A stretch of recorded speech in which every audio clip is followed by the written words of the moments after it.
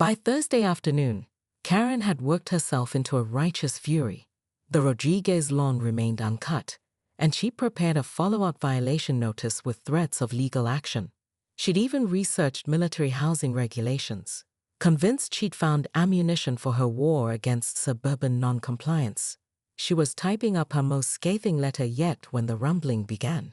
At first, she thought it was construction equipment, but as the sound grew louder and more rhythmic, Karen felt a strange vibration in her chest. She peered through her living room blinds and nearly dropped her coffee mug. A convoy of military vehicles was rolling down Maple Street. Not one or two, 7 massive trucks, moving with precision that made her morning violation route look like amateur hour. What in the... Karen rushed outside, clutching her clipboard like a shield. The vehicles parked with military precision along the Rodriguez property. Soldiers began emerging, not weekend warriors, but battle-hardened men and women who moved with the fluid efficiency of people who'd done dangerous things in dangerous places. "Ma'am," a voice called behind her. Karen spun around to find a mountain of a man in desert fatigues. His name tape read, Sergeant First, Class THOMPS on. And his smile was polite, but somehow unsettling. "Are you Mrs. Whitmore, the HOA president?" "Yes. And what is the meaning of this invasion?" "Well, ma'am, we heard one of our brothers-in-arms was having some trouble with his lawn maintenance." Thompson's voice was honey smooth. "We thought we'd come help out." Behind him, soldiers were unloading equipment. Lots of equipment. Industrial mowers, hedge trimmers, leaf blowers that looked like they could strip paint, and something that Karen was fairly certain was designed for clearing landmines. "Now see here," Karen sputtered, waving her clipboard. "There are noise ordinances, property regulations. You can't just..." "Oh, we checked," interrupted a female soldier whose name tape read, Captain Martin Easy. She pulled out a tablet. "Noise restrictions don't apply to essential maintenance activities between 8 a.m. and 6 p.m. We'll be done well before then." The convoy had attracted attention. Neighbors emerged from their houses, and Karen noticed something that made her stomach drop. They were smiling. Actually smiling, some even applauding. Mrs. Chen from 2 houses down called out, "Thank you for your service," and brought over a cooler of water bottles. The Johnsons started grilling burgers for the impromptu work crew. Even old Mr. Peterson, who'd been feuding with Karen over his garden gnome collection for 2 years, seemed to be enjoying the show. "This is highly irregular," Karen protested, but her voice lacked its usual conviction. Sergeant Thompson leaned closer, his voice dropping to a conspiratorial whisper. "Ma'am, with all due respect, you want to talk irregular? Try telling a man who spent 18 months dodging IEDs that his grass is too tall 3 days after he comes home to his family." The words hit Karen like a physical blow. Around her, the precision operation continued. The Rodriguez lawn wasn't just being cut, it was being transformed into something that would make a golf course superintendent weep with envy. But it wasn't just Mike's lawn. The soldiers had somehow acquired detailed maps of every property in the neighborhood and were systematically addressing every possible HOA violation within a 6-block radius.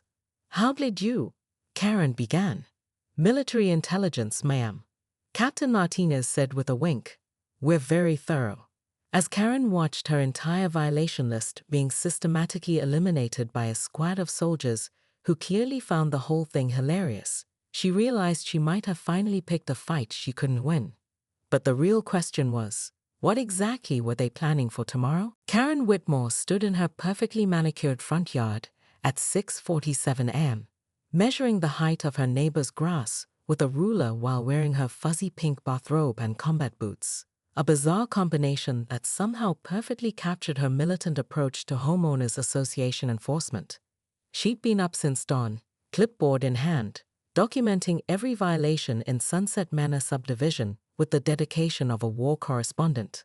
17¾ inches. She announced to no one in particular, jotting down the measurement with vindictive satisfaction.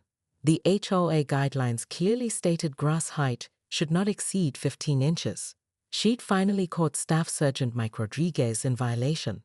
What Karen didn't know was that Mike had just returned from an 18-month deployment in Afghanistan 3 days ago.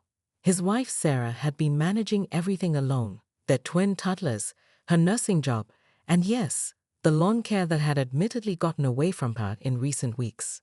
Karen marched across the street, her bathrobe billowing behind her like a suburban superhero cape, and slapped a bright orange violation notice on Mike's front door. The sound echoed through the quiet morning like a gunshot. "Excuse me." Sarah Rodriguez appeared at the door, baby food still smeared on her scrubs from feeding the twins breakfast. "What are you doing?" "Enforcing community standards," Karen declared, puffing out her chest.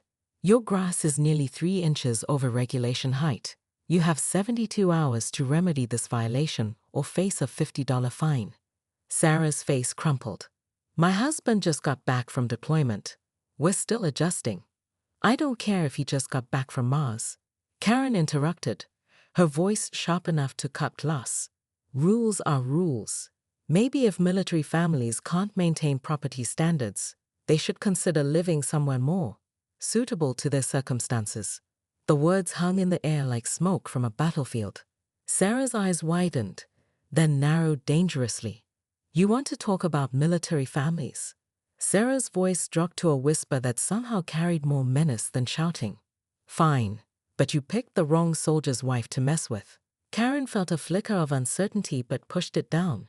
She'd been HOA president for 3 years, had survived battles with fence heights, mailbox colors, and holiday decoration disputes. One military wife didn't scare her. 72 hours. Karen repeated, turning on her heel. What she didn't see was Mike Rodriguez stepping into the doorway behind his wife, still wearing his Army PT uniform from his morning run. His expression was calm, but his eyes held the steady focus of someone who'd faced down actual enemies. And what Karen definitely didn't see was Mike pulling out his phone to make a very interesting call to his old unit.